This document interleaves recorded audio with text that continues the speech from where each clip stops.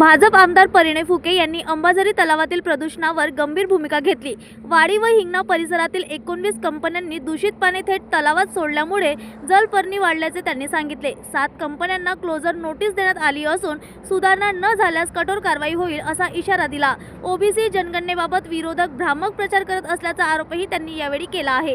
केंद्र सरकारची प्रक्रिया पारदर्शक असल्याचे त्यांनी स्पष्ट केले असून मुख्यमंत्री दिल्ली दौऱ्याच्या विलिनीकरणाशी संबंध नसल्याचेही त्यांनी यावेळी नमूद केले आहे।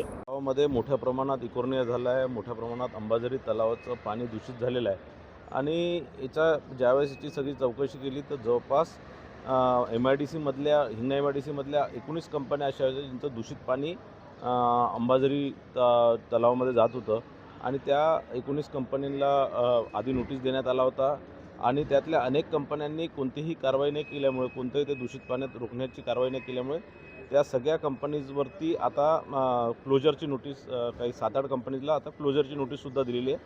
त्यांचं पाणी पुरवठा आणि बाकी सिवरेज सगळं बंद करण्याच्या नोटीसेस दिलेल्या आहे। याच्याही पुढे जर त्यांनी परत जर त्यांचं दूषित पाणी जर या नाल्याच्या माध्यमातून जर अंबाझरीत आलं तर त्यांच्यावर याच्यापेक्षा आणखीन कडक कारवाई करण्यात येणार। जनगणनेच्या अनुषंगाने कुठेतरी ओबीसीची जातीय जनगणना होत नाही, त्यामुळे राष्ट्रीय ओबीसी महासंघ असो की विजय वडेट्टीवार असो यांनी आंदोलनाचा इशारा दिलेला आहे। जनगणना सगळ्याच जातींचं त्यात समाविष्ट करणार आहे। मोदीजींनी या संदर्भातलं वक्तव्य लोकसभेमध्येच केलेलं आहे आणि प्रत्येक जातीचं जनगणना करत असताना प्रत्येक जातीचं नोंद त्यामध्ये होत असते आणि त्या जाती कोणत्या प्रवर्गात आहे हे याचं नोटिफिकेशन्स आहेत। ओबीसी मध्ये ज्या जाती येतात ते त्या जनगणनेमध्ये त्या जातींचा कॉलम असणारच आहे किंवा त्या जातीची नोंद असणारच आहे।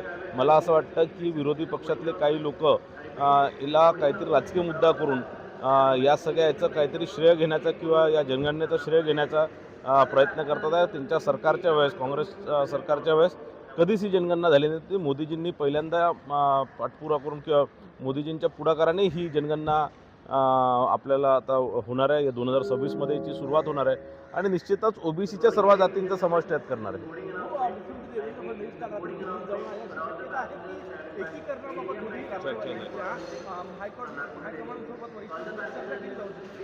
नाही, एकीकरणाच्या राष्ट्रवादी काँग्रेस पक्षाच्या एकीकरणाच्या संदर्भात ज्या मला वाटतं त्यांच्या सगळ्या आपसी त्या दोन्ही पक्षांचं बोलणं सुरू आहे।